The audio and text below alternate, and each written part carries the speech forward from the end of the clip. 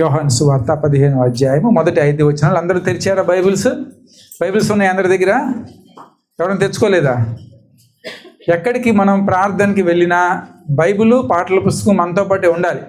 ప్రార్థనకనే కాదు, మీరు ఎంతమంది పనులకు వెళ్తూ ఉంటారో, ప్రయాణంలో ఉంటారో, మీ బైబిల్ మీ దగ్గరే పెట్టుకోండి, మీ పాటల పుస్తకం మీ దగ్గరే పెట్టుకోండి. ఆఫీస్కి వెళ్ళి బ్యాగ్ ఉంటుందా?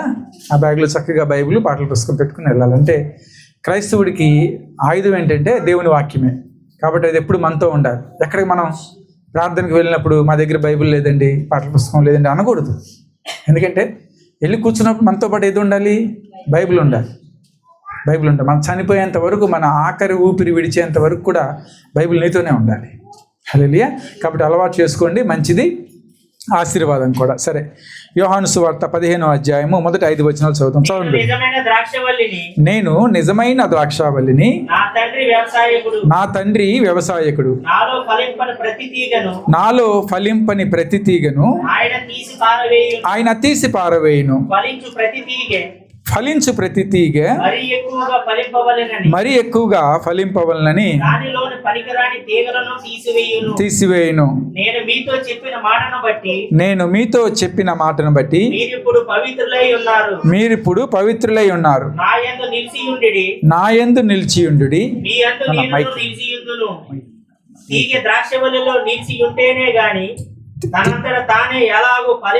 ఎలాగు ఫలింపదో అలాగే నా యందు నిలిచి ఉంటేనే గాని మీరును ఫలింపరు. ద్రాక్షావల్లిని నేను, తీగలు మీరు. ఎవడు నా యందు నిలిచియుండునో నేను ఎవని యందు నిలిచియుండునో వాడు బహుగా ఫలించును. నాకు వేరుగా ఉండి మీరేమీ చేయలేరు. ప్రార్థన చేసుకుందాం. వాక్య స్వరూపి యేసయ్య, వందనాలు, స్తోత్రాలు. సత్యవంతుడివి, సర్వశక్తిమంతుడివి యేసయ్య, నీ వాక్యమును ధ్యానించబోతూ ఉండగా ఇదిగో నన్ను నీ సిలువ చాటును మరుగుపరుచుకోమని ప్రార్థిస్తూ ఉన్నాను. తండ్రి, మీరు మాట్లాడండి. మీరు మాట్లాడితే మా జీవితాలు కట్టబడతాయి, మా బ్రతుకులు మారుతాయి. తండ్రి, మేము నీ యొక్క మార్గంలో నడవటానికి నీ వాక్యమే మమ్మల్ని బలపరుస్తూ ఉంది. కాబట్టి మీరు మీ యొక్క స్వరాన్ని వినిపింపచేయమని వేడుకొంచున్నాం. వాక్యం వింటున్నటువంటి ప్రతి ఒక్క బిడ్డను కూడా మీరు జ్ఞాపకం చేసుకోండి. వారి హృదయాలు సిద్ధపరచండి. దున్నిన నేలవలే వారి హృదయాలు మీరు సిద్ధపరచమని ప్రార్థిస్తూ ఉన్నాం. వాక్యం అనే విత్తనం వారి హృదయంలో నాటబడి 30, 60, 100 ఫలించటానికి నీ యొక్క శక్తిని, కృపను దయచేయమని యేసునామమున ప్రార్థించి వేడుకొంచున్నాము తండ్రి. ఆమేన్. హల్లెలూయా. సరే, యోహాను సువార్తలో యేసుక్రీస్తు ప్రభువుల వారు నేనే అని పలికినటువంటి మాటలు ఒక సిరీస్ మనం ధ్యానం చేసుకుంటూ ఉన్నాం. ఎన్నిసార్లు యేసుక్రీస్తు ప్రభువుల వారు నేనే అని పలికారంటే, నేనే జీవాహారమును, నేనే ద్వారమును, నేనే మార్గము, సత్యము, వెలుగునై ఉన్నాను. ఇలా ప్రభువుల వారు నేనే అని పలికిన మాటలు యోహాను సువార్తలో మనకి 7 మారులు కనిపిస్తాయి. ఎన్నిసార్లు? 7 మారులు. అయితే 6 మారుల మాటల్ని మనం గడిచిన వారాల్లో ధ్యానం చేసుకుని వచ్చాం. ఈరోజు చివరి మాట, 7వ మాట, ప్రభు పలికినటువంటి మాట, నేను నిజమైన ద్రాక్షావల్లిని. ద్రాక్షావల్లులు ఉన్నాయి లోకంలో, కానీ ప్రభువుల వారు ఎలాంటి ద్రాక్షావల్లట? నిజమైన ద్రాక్షావల్లి. ద్రాక్షావల్లులు ఉన్నాయి, కానీ నేను నిజమైన ద్రాక్షావల్లిని. ప్రభువుల వారి యొక్క ప్రసంగం ఇక్కడ చాలా అద్భుతంగా యోహాను సువార్తలో మనకు కనిపిస్తూ ఉంది. మత్తయి సువార్తలో 5, 6, 7 అధ్యాయాలని మనం కొండ మీద ప్రసంగం అని చెప్పి ధ్యానం చేసుకుంటూ ఉంటాం. గొప్ప సిరీస్గా అది మనకు కనిపిస్తూ ఉంది. అదేవిధంగా యోహాను సువార్తలో కూడా మీకు సమయం ఉంటే చక్కగా చదువుకోవడానికి ప్రయత్నం చేయండి.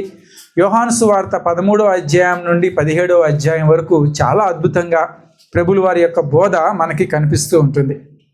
13వ అధ్యాయంలో యేసుక్రీస్తు ప్రభువుల వారు శిష్యులతో కలిసి ఆయన పస్కాని ఆచరించారు.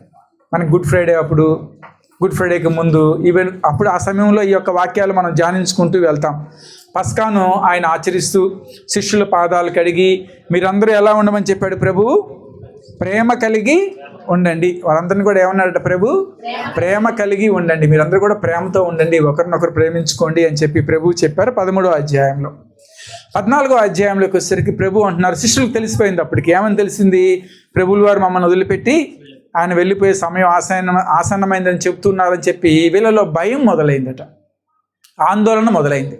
కాబట్టి ప్రభు ఆ సందర్భంలో అంటారు శిష్యులతో, మీ హృదయమును కలవరపడనీయవద్దు అని చెప్పి ప్రభు వాళ్ళకి ధైర్యపరుస్తారు. మీరు భయపడొద్దు, నా తర్వాత మీరు నా మాటలు ప్రపంచం అంతటికీ భూ దిగంతముల వరకు మీరు వెదజల్లాలి, అందరినీ నాకు శిష్యులుగా చెయ్యాలి అని చెప్పి ప్రభువు శిష్యుల్ని బలపరుస్తూ వారిని ఆదరిస్తూ మీ కొరకు వేరొక ఆదరణకర్తను పంపుతాను అని చెప్పి అద్భుతకరమైన మాటలు ప్రభు 14వ అధ్యాయంలో మాట్లాడుతూ ఉన్నారు.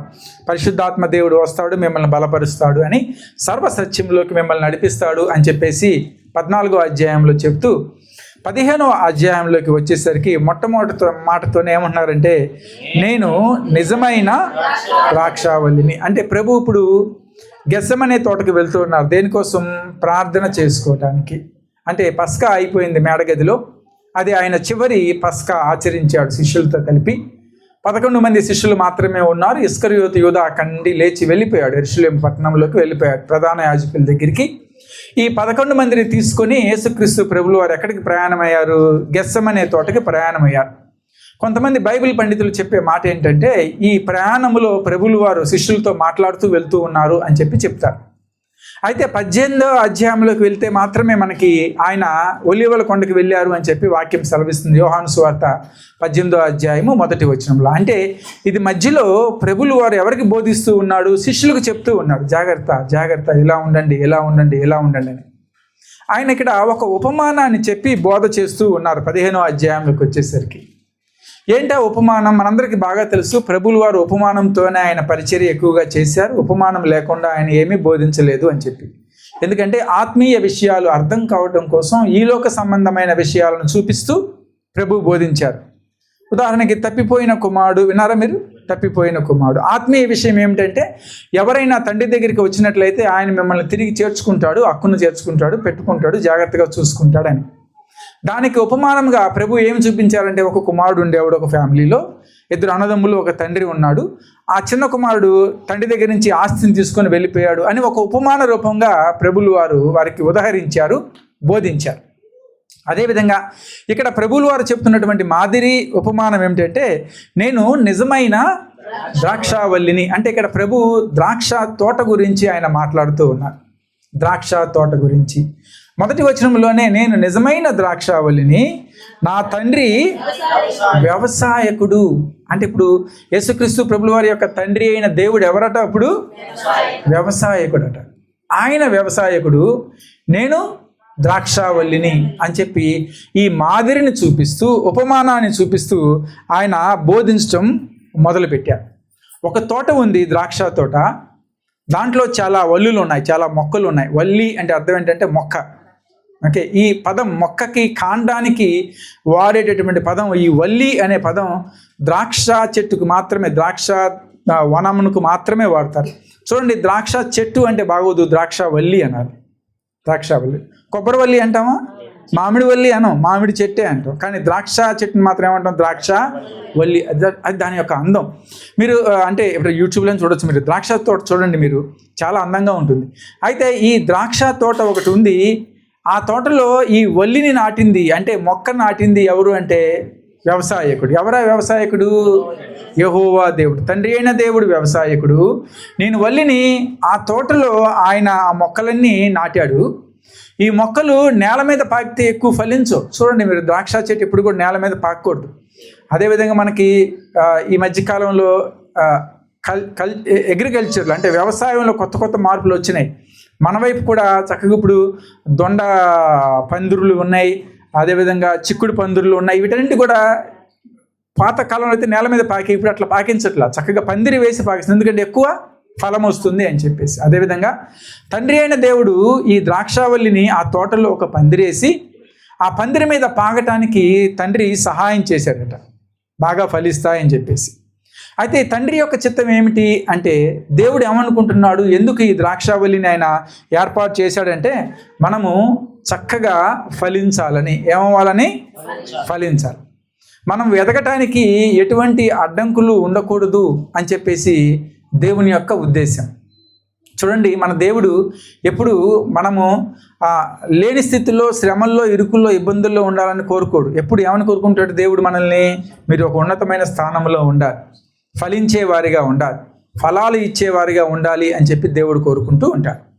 ఆదికాండంలో కూడా మనకి ఆదాముతో దేవుడు అంటున్న మాట 1వ అధ్యాయం 28వ వచనంలో, ఆదికాండంలో, మీరు ఫలించి అభివృద్ధి చెంది విస్తరించి భూమిని నిండించి దానిని లోబరుచుకునడి అంటున్నాడు. ఆదికాండము 1:28లో.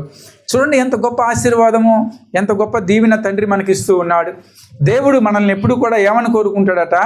మీరు ఫలించేవారిగా ఉండాలి, మీరు చక్కగా అభివృద్ధి చెందేవారిగా ఉండాలి, మీరు విస్తరించేవారిగా ఉండాలి, మీరు భూమిని నిండించాలి, దాన్ని లోపరుచుకోవాలి అని చెప్పి దేవుని యొక్క చిత్తాన్ని అక్కడ తెలియపరుస్తూ ఉన్నారు.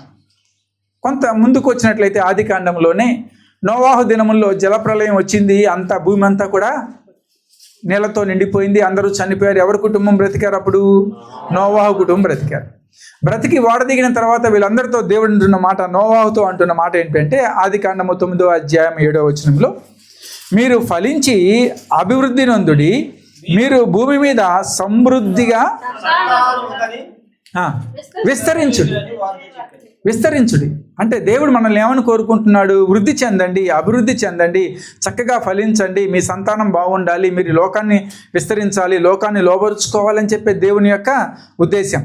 అంటే తండ్రి అయిన దేవుడు, వ్యవసాయకుడు మనల్ని ఏమని కోరుకుంటున్నాడంటే మీరందరూ ఫలించేవారిగా ఉండాలి, ఫలించేవారిగా ఉండాలి. ఇంకొక మాట, బైబిల్ గ్రంథంలో ద్రాక్ష తోట, ద్రాక్షవల్లి, తండ్రి అయిన దేవుడు వ్యవసాయకుడు అని చెప్పి మనం యోహాను సువార్తలో చదువుకుంటూ ఉన్నాం.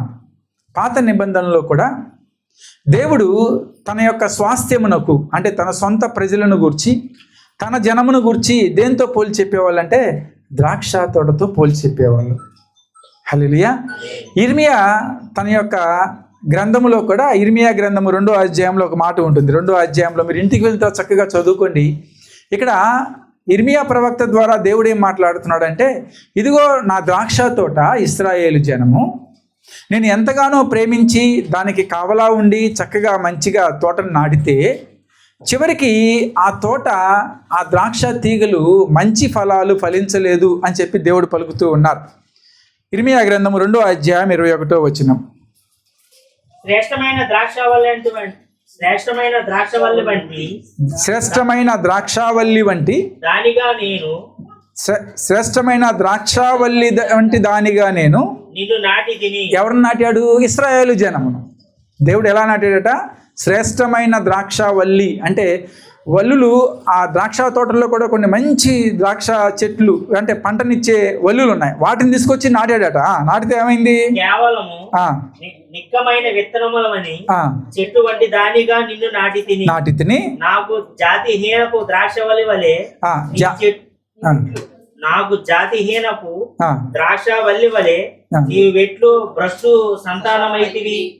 ఇక్కడ ప్రభు ఏమంటున్నారు? దాని భావం ఏంటంటే, నేను మంచి ద్రాక్షావల్లిని తెచ్చి నాటాను, చక్కగా దానికి పందిరి వేశాను, చక్కగా దానికి పాదు చేశాను, చక్కగా దానికి నీళ్లు పెట్టాను, కానీ ఈ వ్యవసాయకుడు పడిన కష్టం ఏమైపోయింది? ఇప్పుడు వృధా అయిపోయింది. దేనికోసం? భ్రష్టమైన ఫలములు ఫలించాం, భ్రష్టమైన ఫలములు ఫలించాం. యెషయా గ్రంథం 5వ అధ్యాయంలో అయితే కారు ద్రాక్షలు కాసింది అంటాడు. యెషయా గ్రంథం 5వ అధ్యాయం, ఇంటికి ఇంత చదువుకునే సమయం లేదు మనకి. యెషయా గ్రంథం 5వ అధ్యాయంలో ప్రభులు వారు అంటారు, ఇదిగో నేను ద్రాక్షావల్లిని, ద్రాక్ష మొక్కలను తీసుకొచ్చి ఎత్తైన స్థలముల్లో, ఎందుకంటే ద్రాక్ష చెట్లు ఎక్కడ ఎక్కువగా పండుతాయి, వాటికి అనుకూలమైన స్థలం ఏంటంటే చల్లగా ఉండాలి భూమి. ఎట్లా ఉండాలి? వాతావరణం చల్లగా ఉండాలి. చల్లగా ఉన్న చోట్ల ఎక్కువగా పెరుగుతూ ఉంటాయి ద్రాక్ష మొక్కలు. కాబట్టి ప్రభు అంటూ ఉన్నారు, నేను మంచి ద్రాక్షావల్లిని తీసుకుని వచ్చి ఎత్తైన స్థలముల్లో వాటిని నాటి, వాటికి నీరు పెట్టి, మంచి పందిరి వేసి, అన్నీ చక్కగా చేసి మంచి కాపు వస్తుంది కదా అని అనుకున్నప్పుడు మీరందరూ కూడా కారు ద్రాక్షల వలె ఉన్నారు అంటాడు ఇశ్రాయేలు ప్రజల్ని. కాబట్టి ఇక్కడ కారు ద్రాక్షలు అంటే మంచి ఫలాలు అవి ఫలించట్లా.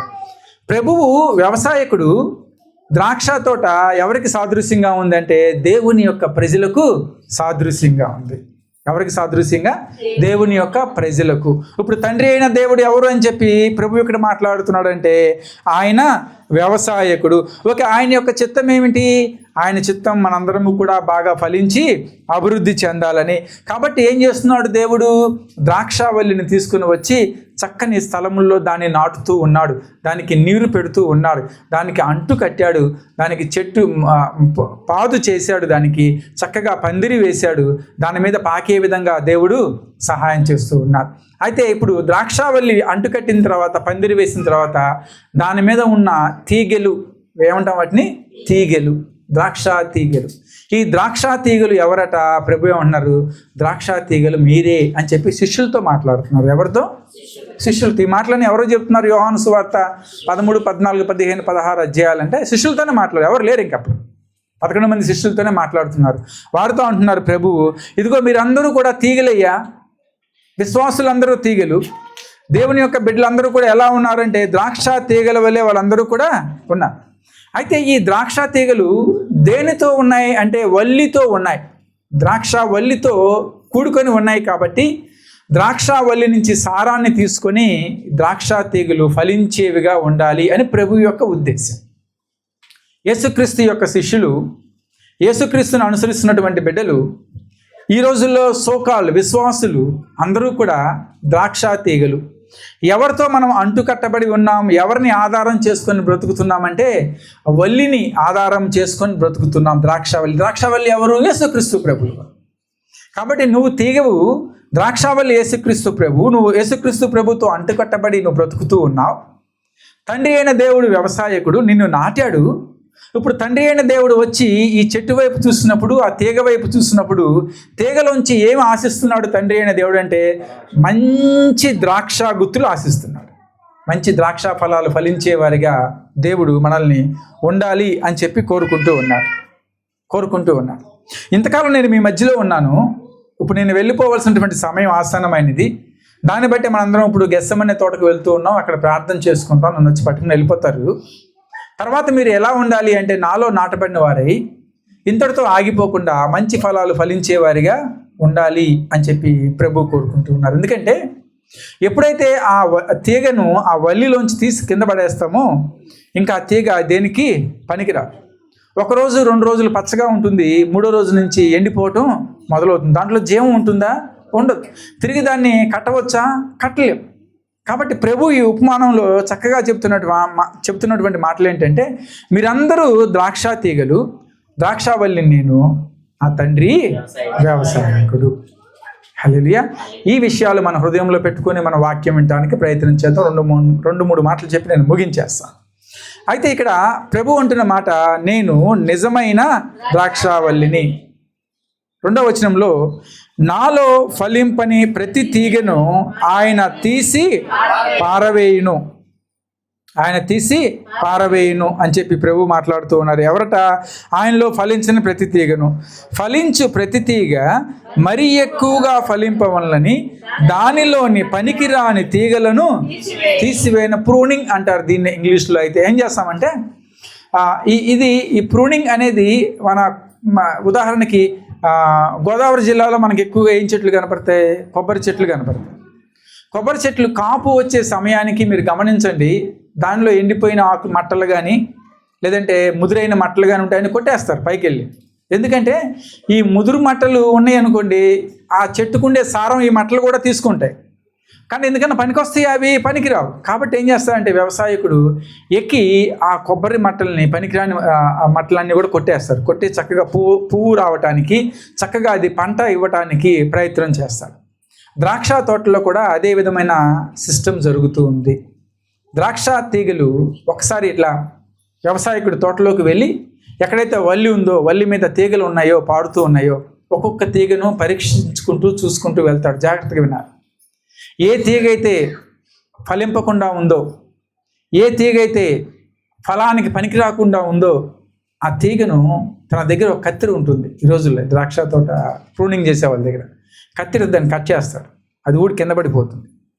కింద పడిపోయినటువంటిది మళ్ళీ ఇంకొకసారి జీవాన్ని పొందుకోలేదు. అది ప్రభువులో ఉంటేనే ఫలిస్తుంది, కానీ ప్రభువులో లేకపోతే అది ఫలించదు. ఒకవేళ ప్రభువులో ఉండి కూడా నువ్వు ఫలించకుండా ఉంటే, ప్రభువులో అంటగట్టబడి నువ్వు ఫలించకుండా ఉంటే, వాక్యం అంటుంది వ్యవసాయకుడు తప్పనిసరిగా వస్తాడు, నీలో ఫలం లేకపోతే ఆ కత్తిరి తీసుకుని వచ్చి మొదల గంట కట్ చేస్తాడు, నువ్వు కింద పడిపోతావు అంతే, నువ్వు దేనికి పనికిరావు. కాబట్టి బిడ్డలారా, ప్రభువు వల్లి అయినప్పుడు, మనం తీగలుగా ఉన్నప్పుడు ఆయనలో మనం ఫలించే వారిగా ఉండాలి. అయితే ప్రభుతో అంటగట్టబడినప్పుడు ప్రభు ఎందుకు అంటున్నారు నేనే నిజమైన ద్రాక్షావల్లినని? ఒకవేళ మీరు నాతో అంటు కట్టబడి ఉంటే, నాలో మీరు ఉంటే డెఫినెట్గా మీరు ఫలిస్తారు, తప్పనిసరిగా మీరు ఫలిస్తారు. హల్లెలూయా. ఎందుకంటే నీతిమంతులు నీతి ఫలాలు ఇస్తారు, అనీతిమంతుడు అనీతి ఫలాలు ఇస్తారు. అంటే మీరు దేంట్లో అయితే నాటబడ్డారో అటువంటి ఫలాలే మీలోంచి కూడా వస్తాయి. మన పాత రోజుల్లో ఒక సామెత ఉండేది, 6 నెలలు సావాసం చేస్తే వాడు ఈడవుతాడు అనేవాళ్ళు. అంటే వాడికి ఉన్న బుద్ధులన్నీ వీడికి వచ్చేస్తాయి. ఒక యవ్వన బిడ్డ యొక్క క్రియలను బట్టి, యవ్వన బిడ్డ ఏంటి, ఎవరినైనా సరే వారి యొక్క పనులను బట్టి ఈజీగా చెప్పేయచ్చు అతనికి ఉన్న ఫ్రెండ్స్ ఎట్లాంటి వాళ్ళు అని. జాగ్రత్త సుమి, మీరు మాట్లాడే మాటలను బట్టి, మీరు చేస్తున్న పనులను బట్టి ఏం తెలుస్తుంది ఎదుటివాడికంటే, వీడే కాదు వీడి స్నేహితులు కూడా అట్లాంటి వాడే. ఎందుకంటే నువ్వు ఎక్కడ అంటుకట్టబడ్డావు, ఎవరితో నువ్వు కలిసి తిరుగుతున్నావు, ఎవరితో నువ్వు సహవాసం కలిగి ఉన్నావు, అటువంటి ఫలాలే నువ్వు ఫలిస్తావు. ప్రభు మన దగ్గర నుంచి ఆశించేది మీరు బహుగా ఫలించే వారిగా ఉండాలి, మంచి ఫలాలు ఫలించాలి, చక్కటి ఫలములు మీరు ఇవ్వాలి. నేను వ్యవసాయకుణ్ణి, నా హృదయాన్ని మీరు తృప్తిపరచాలి అని చెప్పి ప్రభువు పలుకుతూ ఉన్నారు. హల్లెలూయా. కాబట్టి మనం ఆత్మీయంగా ఫలించాలన్నా సరే, ఆత్మీయ ఫలములు మనము తీసుకుని రావాలన్నా సరే, వల్లి శ్రేష్టమైనది కాబట్టి ఆ వల్లితో మనము అంటు కట్టబడి ఉండాలి. అప్పుడే అది మనకి ఆశీర్వాదకరం. యోహాను సువార్త 10వ అధ్యాయంలోనే 5వ వచనంలో ప్రభు 15వ అధ్యాయంలోనే 5వ వచనంలో ఏమంటున్నారు చూడండి ఒక మాట. ద్రాక్షావల్లిని నేను, తీగలు మీరు, ఎవడు నా యందు నిలిచియుండునో, నేను ఎవని యందు నిలిచియుండునో వాడు బహుగా ఫలించును. నాకు వేరుగా ఉండి మీరేమీ చేయలేరు. ఇది ఉపమాన రీతిగా చెప్తున్న మాట. ద్రాక్షావల్లి దగ్గర నుంచి తీగను తొలగిస్తే, కట్ చేస్తే, తెంపివేస్తే, కింద పడేస్తే ఎలా అయితే ఎండిపోతుందో, ప్రభువులో కనుక నువ్వు లేకపోతే నువ్వు దేనికి పనికిరావు. ప్రభువుతో నువ్వు ఉన్నప్పుడు, ప్రభువులో నువ్వు ఉన్నప్పుడు, ప్రభువు నీలో ఉన్నప్పుడు మాత్రమే నువ్వు ఫలభరితంగా ఉంటావు. అప్పుడు మాత్రమే నీ కుటుంబంలో సమాధానం ఉంటుంది, అప్పుడు మాత్రమే నువ్వు ఫలించేవాడిగా ఉంటావు. క్రీస్తు యొక్క శక్తి నీకు తోడుగా ఉంటుంది, దేవునికి ఇష్టమైన వాడిగా అప్పుడు మాత్రమే నువ్వు ఉండగలవు. ఆయనకు వేరుగా ఉండి నువ్వేమీ. Very simple. కాబట్టి ఇప్పుడు మన స్నేహితులు ఎవరితో మనం ఉంటున్నాం? పొద్దున్న లేచిన దగ్గర నుంచి ఎవరి గురించి నువ్వు ఆలోచిస్తూ ఉన్నావు? ఉదయం లేచిన దగ్గర నుంచి ఎలాంటి పనులు నువ్వు చేస్తూ ఉన్నావు? నువ్వు క్రీస్తు వాడివైతే, క్రీస్తుతో సంబంధం కలిగి ఉన్నవాడివైతే తప్పనిసరిగా నువ్వు మంచి ఫలాలు ఫలించేవాడిగా ఉంటావు. లేదంటే నా తండ్రి అనే వ్యవసాయకుడు తప్పనిసరిగా వస్తాడు, ఉత్త చేత్తో రాడు, ఆయన కత్తిరి పట్టుకొని వస్తాడు, ఫలింపని ప్రతి తీగను ఆయన పెరికి వేస్తాడు. ఎందుకంటే ఫలించేవి ఇంకొద్దిగా ఎక్కువగా ఫలిస్తాయి. కాబట్టి సంఘంలో, సమాజంగా మనం కూడినప్పుడు మనం ఫలించే వారిగా ఉండాలి. ఎందుకంటే ఫలింపకపోతే 2 నష్టాలు ఉన్నాయి. పెరిగి వేయటం ఒకటే మాత్రమే కాదు, కానీ మనల్ని కాల్చివేస్తారు అని చెప్పి కూడా వాక్యం సెలవిస్తూ ఉంది. రెండోది, అది తప్పనిసరిగా చేయాలి, వ్యవసాయకుడు తప్పనిసరిగా చేయాలి. ఎందుకంటే అది చేయకపోతే మిగతా ఫలించేవి కూడా వీటి యొక్క సారం పొందుకోలేవు, అవి ఎక్కువగా ఫలించలేవు. కాబట్టి వ్యవసాయకుడు పనికి రాని ప్రతి తీగను ఆయన కట్ చేస్తాడు. ప్రభు అంటున్నారు, నేను నిజమైన ద్రాక్షావల్లి, నాలో ఉంటేనే మీరు ఫలిస్తారు, నాకు వేరుగా ఉండి మీరేమీ సాధించలేరు. కాబట్టి ప్రభువుతో అంటుకట్టబడి ఉన్నప్పుడు, ప్రభువుకి తోడుగా ఉన్నప్పుడు, ప్రభు మనలో ఉన్నప్పుడు మొదటిగా మనం ఎలా ఉంటామంటే ఫలించేవారిగా ఉంటాం. మనల్ని మనమే పరీక్షించుకోవచ్చు. నువ్వు ఫలించేవాడిగా ఉన్నావా, పనికిరాని తీగలాగా ఉన్నావా? దేవునికి పనికొచ్చే ఫలాలు ఏమన్నా ఉన్నాయా నీలో? లేదంటే పనికి రాకుండానే అందరిలాగా సంఘానికి వచ్చి, అందరిలాగా చర్చికి వచ్చి వెళ్ళిపోతున్నావు? హల్లెలూయా. ఇది మొదటి. రెండో విషయం, దేవునితో కనుక నువ్వు అంటు కట్టబడి ఉంటే దేవుడు నిన్ను పనికి వచ్చే పాత్రగా ఆయన చేస్తాడు. మొదటిగా ఆయన నిన్ను ఫలించేవాడిగా చేస్తాడు. రెండవది, నిన్ను ఏం చేస్తాడట? పనికి వచ్చే పాత్రగా నిన్ను చేస్తాడు. ఇంట్లో చాలా పాత్రలు ఉన్నాయి, ఆ పాత్రల్లో కొన్ని పాత్రలు మాత్రమే మనం రోజు వాడతాం. మిగతా పాత్రలు పనికిరావా అంటే పనికి వస్తాయి. ఎప్పుడు పనికి వస్తాయి? ఎప్పుడో ఒకసారి పనికి వస్తాయి. కొన్ని పాత్రలు ఉన్నాయి, ఆ ఎప్పటికీ వాడం కూడా. ప్రతి 3 నెలలకు ఒకసారి మనం చేయాల్సిన పని ఏంటంటే ఇంట్లో ఒకసారి కలిగి చూడండి. ప్రతి 3 నెలలకు ఒకసారి ఇంట్లో అంతా చూడండి. పోయిన 3 నెలల్లో ఏదైనా ఒక వస్తువు వాడంది ఉంది అంటే మన ఇంట్లో, అది నువ్వు భవిష్యత్తులో కూడా వాడవు. ఇప్పుడు ఎందుకు ఉంది అది నీ ఇంట్లో? పనికిరాదు. ఇంక అది పనికొచ్చేదైతే గడిచిన 3 నెలల్లో ఏదో ఒక రోజు ఏదో ఒక పూట నువ్వు వాడేవాడివి. వాడంది ఉంది అంటే అర్థం ఏంటంటే అది ఇంకా నీకు పనికి రాదు. ఇది మాత్రం ఖచ్చితం, నిజం. కావాల్సిన మీరు టెస్ట్ చేసుకుని పడేయొద్దు, బయట మీరు పరీక్షించండి. ఏదైతే పనికిరాని వస్తువుని రాసి పెట్టుకోండి. ఈ వస్తువు నేను 3 నెలల నుంచి వాడలేదు, 1 సంవత్సరం తర్వాత మళ్ళీ ఇదే ప్రశ్న అడుగుతాను, ఆ వస్తువు మీరు వాడరు. ఇంకా అది మన ఇంట్లో చాలా పాత్రలు ఉంటాయి. ఆ పాత్రల్లో కొన్ని మాత్రమే మనకు పనికి వస్తాయి, కొన్ని విరివిగా వాడబడతాయి, కొన్ని అప్పుడప్పుడు వాడబడతాయి, కొన్ని అసలు దేనికి పనికిరావు. దేవుడు మనల్ని ఎలా చేస్తాడంటే పనికి వచ్చే పాత్రగా చేస్తాడు. పౌలు తిమోతితో మాట్లాడుతూ అంటాడు, 2వ పత్రిక 20-21 వచనాల్లో, 2 తిమోతి 2వ అధ్యాయము 20-21 వచనాలు. గొప్ప ఇంటిలో వెండి పాత్రలను కాక కర్రవియు మంటివియు కూడా ఉండును. వాటిలో కొన్ని ఘనతకు ఘనహీనతకు వినియోగింపబడును. ఒక నిమిషం, ఇక్కడ కొన్ని ఘనతకు వాడతారు, కొన్ని ఘనహీనతకు వాడతారు, కానీ పాత్రలు వాడబడుతూ ఉన్నాయి. తర్వాత 21వ వచనము, ఎవడైనను వీటిలో చేరక పవిత్రపరుచుకుని ఎడల వాడు పరిశుద్ధపరచబడి యజమానుడు వాడుకున్నటకు అర్హమైన ప్రతి సత్కార్యమునకు సిద్ధపరచబడి ఘనత నిమిత్తమైన పాత్రయై ఉండును. ఎలా ఉంటాడట ఆ పాత్ర? చూడండి, ప్రభు కనుక నేను ఎన్నుకుంటే నువ్వు ఎలా ఉంటావంటే పవిత్రపరుచుకున్నటువంటి పాత్రగా ఉంటావు, యజమానుడు వాడుకోవడానికి అర్హత ఉన్నటువంటి పాత్రగా ఉంటావు, ప్రతి సత్కార్యమునకు సిద్ధపరచబడేటటువంటి పాత్రగా ఉంటావు, ఘనత నిమిత్తమై వాడబడే పాత్రగా నువ్వు ఉంటావు. అంటే ఎలా మనం దేవునికి వాడబడుతూ ఉన్నాం? దేవుని దృష్టిలో మనం ఎలా ఉన్నాం? పనికి వచ్చే పాత్రగా ఉన్నావా? ఘనత తెచ్చే పాత్రగా ఉన్నావా? ఘనహీనత కలిగినటువంటి పాత్రగా ఉన్నావా? ఇక్కడ ఒక ప్రశ్న, మరి ఘనత కలిగినటువంటి పాత్రగా ఉండాలంటే నన్ను నేను సరిచేసుకోవచ్చా? నన్ను నేను సిద్ధపరచుకోవచ్చా?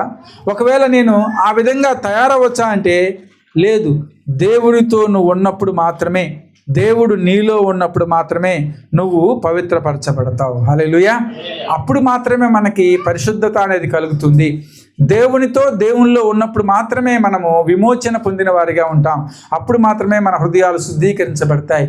అప్పుడు మాత్రమే మనం పనికి వచ్చే పాత్రలుగా ఉంటాం, పవిత్రమైన పాత్రలుగా ఉంటాం. ఎందుకంటే ప్రతిదీ కూడా ఆయన చేతిలో ఉంది. ఎవరి చేతిలో ఉంది? కాబట్టి నువ్వు పనికి వచ్చే పాత్రగా ఉండాలనుకుంటున్నావా, పనికి రాని పాత్రగా ఉండాలనుకుంటున్నావా? నువ్వు నిర్ణయించుకోవాలి. ఆయనతో కనుక అంటుకట్టబడి నువ్వు ఉంటే ఆయన తప్పనిసరిగా నిన్ను ఒక పవిత్రమైన పాత్రగా, నిన్ను పరిశుద్ధపరిచి యజమానుడు వాడుకునేటటువంటి పాత్రగా నిన్ను తీర్చిదిద్దుతాడు. నువ్వు ప్రతి సత్కార్యానికి వాడబడుతూ ఉంటావు, ప్రతి పవిత్రమైన పనికి, ఘనత నిమిత్తమైన పనికి నువ్వు వాడబడుతూ ఉంటావు. నువ్వు ఒక మంచి పనికి వచ్చే పాత్రగా తీర్చిదిద్దబడతావు. ఎప్పుడు అంటే ప్రభువుతో మనం ఉన్నప్పుడు. ఎందుకంటే ఆయనే నిన్ను రూపించినవాడు, ఆయనే నేను తీర్చిదిద్దినవాడు. కాబట్టి నువ్వు ఆయనతో అంటుకట్టబడితేనే నీకు విజయము అనేది కలుగుతుంది. ఇర్మియా గ్రంథంలో దేవుడు ఇర్మియాని ఒక చోటకు తీసుకువెళ్తాడు, కుమ్మరి దగ్గరికి తీసుకువెళ్ళిన తర్వాత ఆ కుమ్మరి ఏం చేస్తున్నాడో కొన్ని విషయాలు ప్రభువు ప్రవక్తకు చూపిస్తాడు. ఇర్మియా గ్రంథము 18వ అధ్యాయం తీసి పెట్టుకోండి. అయితే ఇక్కడ ప్రభువు ప్రవక్తకు చూపిస్తున్నటువంటి విధానం ఏమిటంటే కుమ్మరివాడు మంటితో సారె మీద కుండని ఎలా చేస్తున్నాడు అనేది చూపించాడు. మనందరం కూడా చూసాం కదా. ఎంతమంది చూడలేదు కుమ్మరివాడు చేసే పని? ఎవరికైనా చూసారా ప్రత్యక్షంగా ఎప్పుడైనా? చూసారా? ఈ జనరేషన్ వాళ్ళు చూస్తుంటారు. కానీ పాతకాలంలో ప్రతి గ్రామంలో కూడా కుమ్మరి ఇల్లు ఉండేది కంపల్సరీ. కుండ కావాల్సింటే ఎక్కడికి వెళ్ళేవాళ్ళం? కుమ్మరి దగ్గరికి ప్రతి యాసకాలం ఇంటి ముందు పెద్ద లైన్ ఉండేది. ఎందుకు? కుండల కోసం. అప్పుడు ఫ్రిడ్జ్లు ఏమి లేవు కదా, కుండ తెచ్చుకొని కుండలో నీళ్లు పోసుకోవాల్సింది. అయితే కుమ్మరివాడిని మనం గమనించినప్పుడు వాడు ఎలా చేస్తున్నాడు సారి మీద అనేది ప్రభువు ప్రవక్తకు చూపించాడు. వాడు మట్టి తీసుకొని ఆ సారిని తిప్పి దాని మీద పెట్టి వాడి చేత్తో దాన్ని మలుస్తూ ఉన్నాడు. ఒకవేళ అది మధ్యలో ఇరిగిపోయింది అనుకోండి, మళ్ళీ దాన్ని కట్ చేసి మరొకసారి దాన్ని ముద్దగా చేసి మళ్ళీ ఇది ఎక్కడ పెడుతున్నాడు? సారి మీద పెడుతున్నాడు. ఈ క్రమాన్ని అంతా చూపించి ప్రభు అంటాడు, ఇది కూడా ఉపమాన రూపంగా ప్రవక్త అంటారు, ఇదిగో ఆ కుమ్మరివాడిని నేనే. ఏమన్నాడు ప్రభు? ఆ కుమ్మరివాడిని నేనే. ఇప్పుడు నా చేతిలో ఏముంది? మట్టి ఉంది. ఈ మట్టిని, బంక మట్టిని నా ఇష్టం వచ్చినట్లు నేను చేస్తాను. హల్లెలూయా. నువ్వు కనుక ప్రభు చేతిలో ఉంటే ప్రభు చిత్తానుసారంగా నిన్ను తీర్చిదిద్దుతాడు. నువ్వు కనుక ప్రభువుతో అంటు కట్టబడి ఉంటే ఆ అంటు కట్టబడినటువంటి సారాన్ని నువ్వు గ్రహించుకొని దేవుని చిత్తానుసారంగా నువ్వు కూడా తీర్చిదిద్దబడతావు. కాబట్టి ఇక్కడ ప్రవక్తతో ప్రభు అంటున్నారు, ఇర్మియా గ్రంథము 18వ అధ్యాయం ఒకసారి ఒక వచ్చిన చదువుకుని ముందుకు వెళ్దాం. 6వ వచనం చూడండి ఒకసారి. ఇశ్రాయేలు వారులారా, చేయలేనా? ఇదే యెహోవా వాక్కు.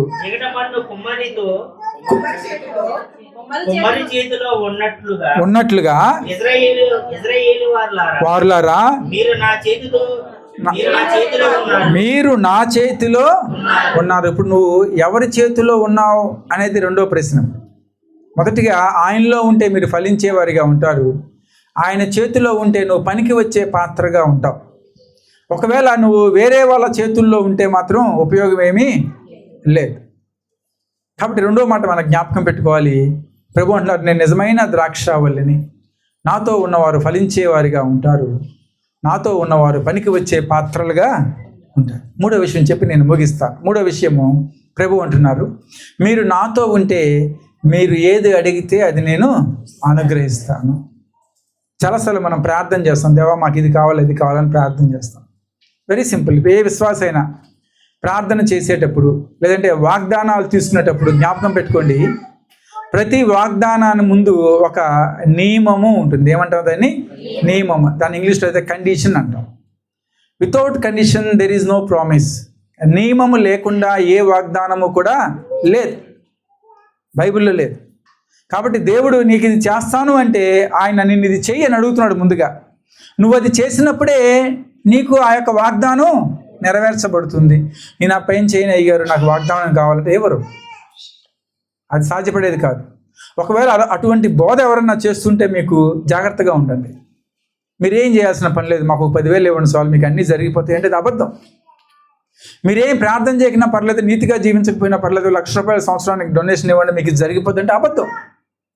దేవుని యొక్క వాక్కు, దేవుని యొక్క మాట మన జీవితంలో నెరవేర్చబడాలంటే అసలు దేవుడే మాట్లాడుతున్నాడో అప్పుడు తెలిస్తే కానీ మనకి ఆ వాక్కు నెరవేర్చబడదు. ఇక్కడ ప్రభు అంటున్నారు, మీరు ఏది అడిగినా అది మీకు అనుగ్రహించబడును అనగానే అందరం అనుకుంటాం, చాలు ఇంకేసయ్యా మాకు ఇది కావాలనుకుంటే సరిపోదు. కాదు, వాక్యం ఏమంటుంది చూద్దాం. యోహాను సువార్త 15వ అధ్యాయం 7వ వచనం చూడండి ఒకసారి. మీరును మీ యందు నా మాటలను నిలిచి ఉండిన. ఇది కండిషన్. ఏంటి కండిషన్? ఏంటి? నియమం ఏంటి? ఇక్కడ ఆయన యందు మీరు ఉండాలి, మీ యందు ఆయన మాటలు ఉండాలి. ఏముండాలి? ప్రభు యొక్క మాటలు. ఎందుకంటే దేవుని ఏమంటాం మనం? వాక్య స్వరూపి అంటాం. ఆయన వాక్యము మీలో ఉంటే, ఆయన ఆజ్ఞలను మీరు అనుసరిస్తే, ఆయన యొక్క చిత్తానుసారంగా మీరు నడిస్తే తర్వాత అప్పుడు అడగండి మీకు ఏది ఇష్టమో అది మీకు అనుగ్రహం.